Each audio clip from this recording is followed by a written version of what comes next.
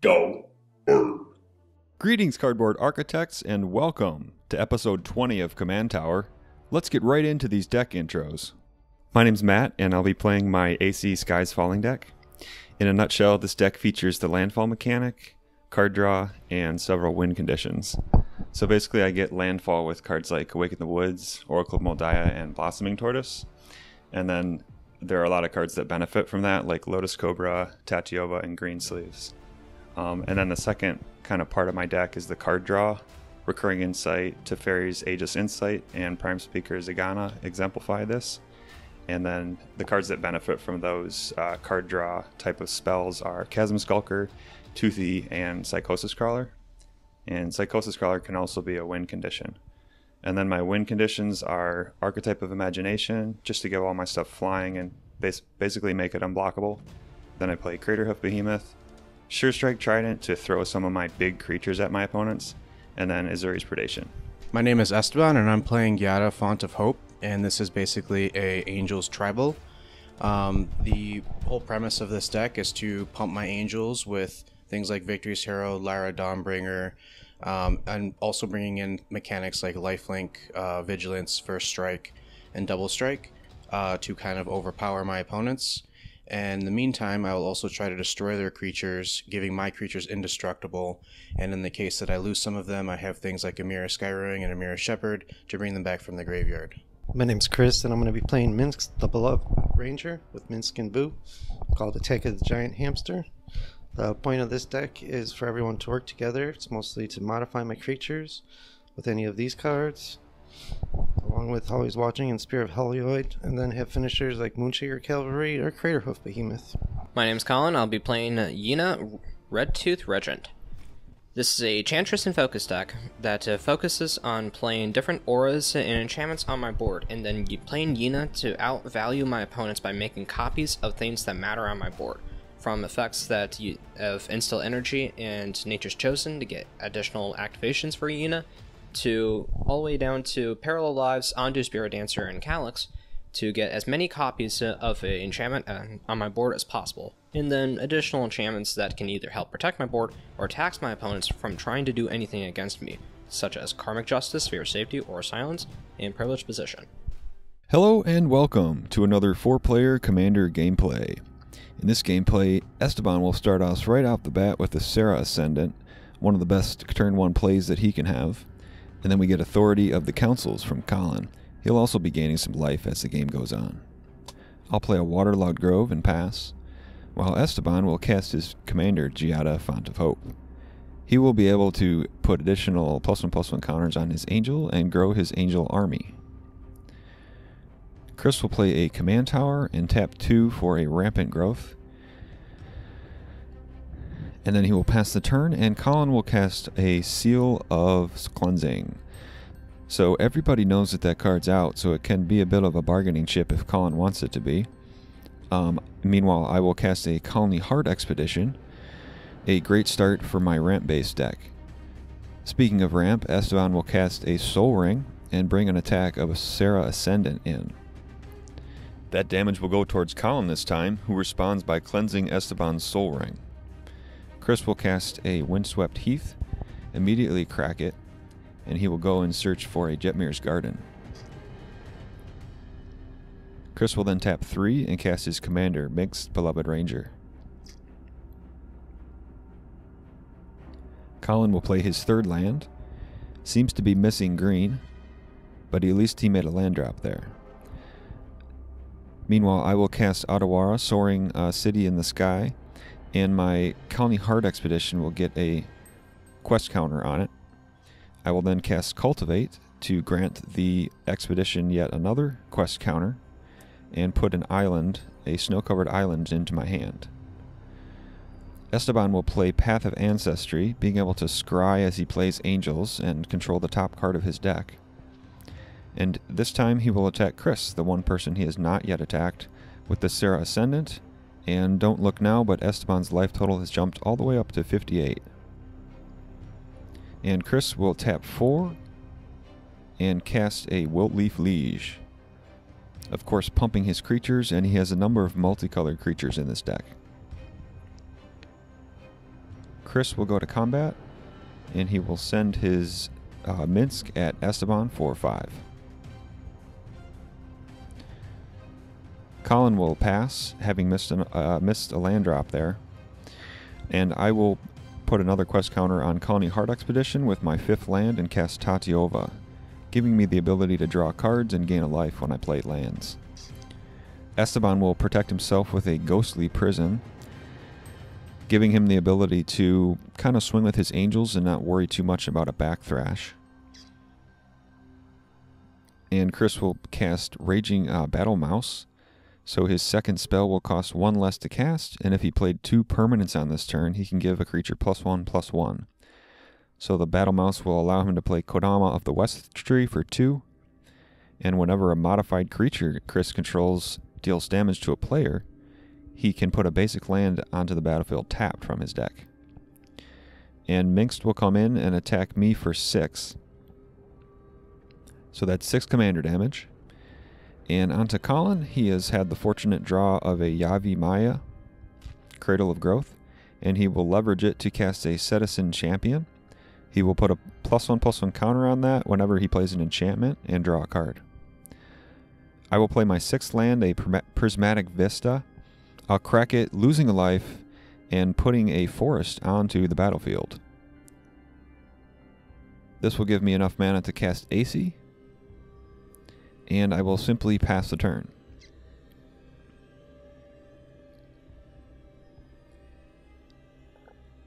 Estaban will cast a Mox Amber to help ramp out his big angels, and he will go ahead and tap 6 and cast a Victory's Herald. So whenever it attacks, his attacking creatures gain flying and lifelink until end of turn. So Estaban really looking to pour on the lifelink in this game and protect his life total. Chris will draw for the turn. He will play a land. He will then tap 4 and cast Sovereign Okunek Ahau. So creatures that have +1/+1 counters on them will be getting even bigger for Chris. Going forward, we will see a counters, +1/+1 counters theme develop. And moving on to Collin's turn, he will pay 2 for a Sanctum Weaver, giving him some much needed mana. He can add X mana of any one color, where X is the number of enchantments he controls. So with that being an enchantment creature, the champion will get a +1/+1 counter and draw Collin a card. Meanwhile, I will crack my Colony Heart Expedition to bring out a island and a forest onto the battlefield. This will draw me 4 cards and gain me 2 life between Aesi and Tatiova. I will then tap 4 to cast an Oracle of Moldiah, allowing me to play yet another additional land on my turn and play a land from the top of my deck.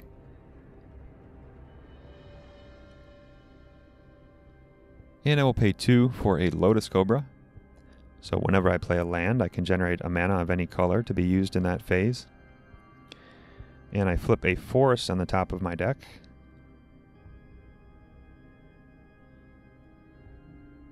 Most fortunately, to also trigger Aesi, Tatiova, and Lotus Cobra again. So Lotus Cobra has generated me 2 mana so far, and I'm drawing cards off of Aesi and Tatiova. I will cast a Wren and 7, and use the -3 ability to put a Treefolk creature into play with Reach, whose power and toughness are equal to the number of lands I control. So I'm looking to defend myself against Estaban's Angels, specifically the Sarah's Ascendant, and now he has Victory's Herald on board. And I'll go to combat and attack Collin for 5 commander with Aesi. Estaban will immediately go to combat. He will send Sarah Ascendant and Victory's Herald across the board.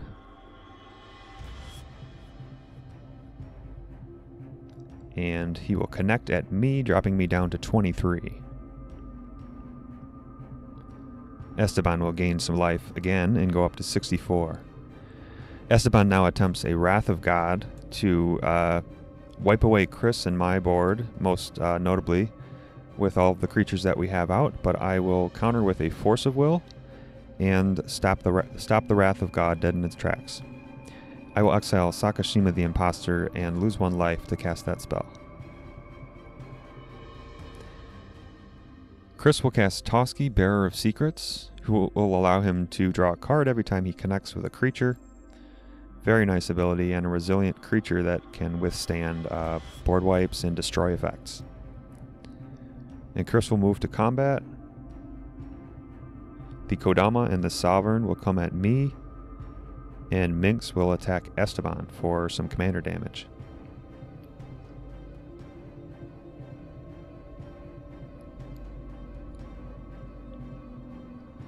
With the Sovereign attacking, Chris will begin to put +1/+1 counters on his creatures.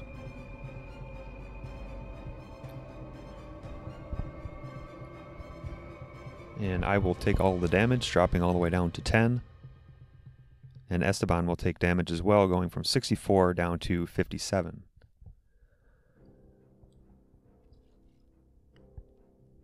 I am a bit regretting tapping out this early in the game because I've taken a lot of damage. I could have kept mana up and protected myself a little better. But that's how it goes. Collin casts Calyx, guided by fate, so he's going to be able to copy enchantments and put a +1/+1 counter on a target creature whenever he does play an enchantment. So he's going to put a +1/+1 counter on the champion since Calyx is a creature, and he will then enchant the champion with Timely Ward, making it indestructible, and earning it another counter and drawing Collin another card.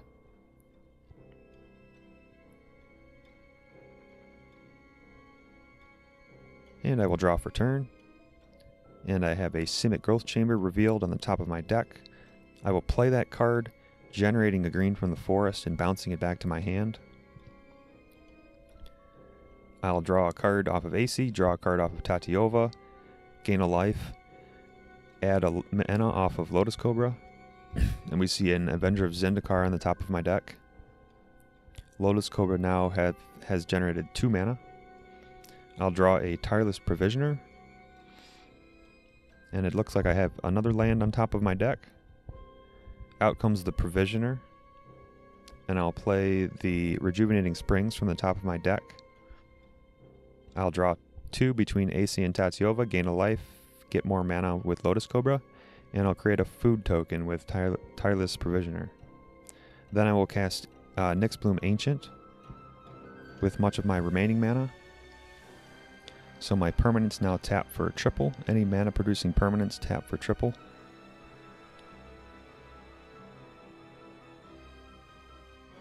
And I will activate Wrenn and 7, getting a forest off of that.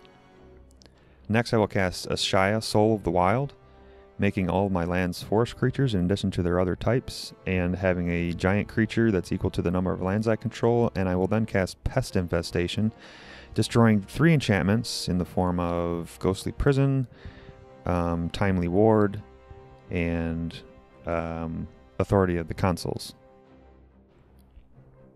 And that generates me 6 pests, which when they die I gain 1 life. Next I will send the Tree Folk at Chris, who will block with Boo, and Aesi will get through for 5 damage on Estaban, who untaps and casts a Stratascythe.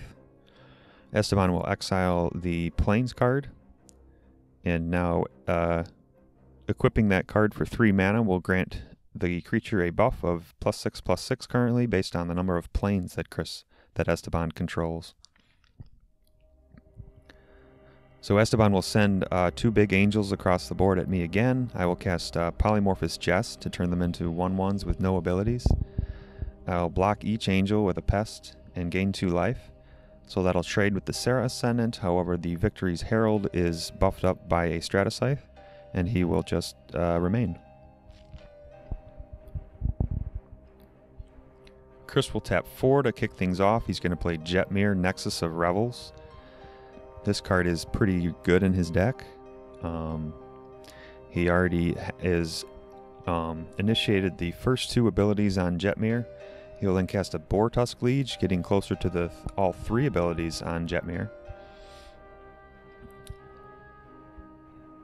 And Chris will go to combat. He will send the Sovereign and Toski. Let's wait a minute and see what he does here.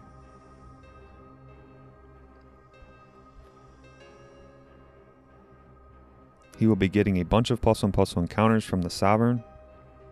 And as you can see, his creatures are now very big, and as I alluded to, he'll be getting a ton of +1/+1 counters on his creatures. He will indeed send Sovereign and Toski at me. He'll send Kodama and Wiltleaf Liege at Collin. And he'll send Minsc and the Battle Mouse at Estaban.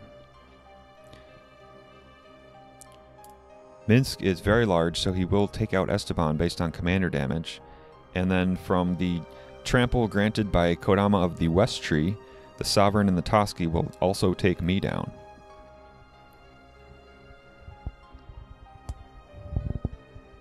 Collin will stick a few creatures in front of the attackers and sop up some of the damage, then drop to 28. Chris will draw 6 cards off of Toski. And Kodama of the West Tree's ability triggers, so Chris will get, looks like 5 lands into play. 5 basic lands into play tapped, since all those modified creatures connected, and he will then cast Boros Reckoner. Moving on to Collin's turn, he will play a Serra's Sanctum, which he jokingly comments will tap for 1 mana, and then he will cast Austere Command, attempting to wipe Chris's board, and the Austere Command will go through.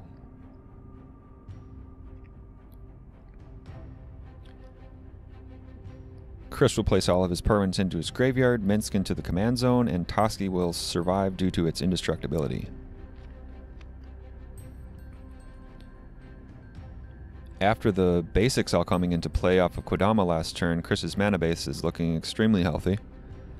He will then play Surak and Goreclaw, so he has haste to try to finish off Collin in this turn. He will then cast Juniper Order Ranger, so he's going to start the +1/+1 counter party back up again. He will then cast Pollen Shield Hair.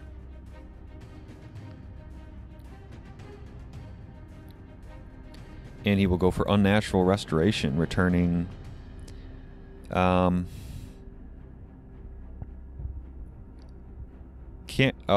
Raging Battle Mouse. I think he got the Raging Battle Mouse back. I'm not 100% on that. But he does get to proliferate with the Unnatural Restoration and put +1/+1 counters on all of his creatures. He will then send a hasty attack of 4 creatures at Collin, who will drop all the way down to 5.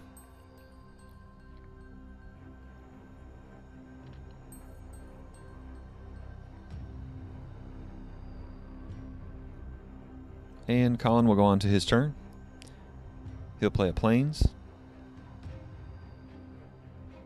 And he will cast Kenner's Transformation on the Surak and Goreclaw. He will, in response, cast Enlightened Tutor to put an artifact or enchantment on the top of his deck, and smartly does so to draw the card that he tutored for, which is Song of the Dryads, and he will put that on Toski to slow down the card draw and the damage. And back to Chris's turn. He will add a Kutzil Malamet Exemplar to his board. And then he will cast a Chroma's Will and just send in his team at Collin, who is out of defenses, and Chris will win the game. Well, you made it all the way to the end. I hope you enjoyed watching this game. I think each deck gave us a taste of its game plan. I drew a lot of cards and capped off my heavy ramping with a Nyxbloom Ancient. Estaban gained a ton of life off his Angels and presented a huge threat with Stratascythe. Despite an unlucky slow start, Collin showed us some of the enchantment synergy in his deck with cards like Citizen Champion. In the end, it was Chris's cards that worked together to pull off a win in the form of +1/+1 counters from cards like Sovereign Akinak Ahau and Juniper Order Ranger. Thanks for watching.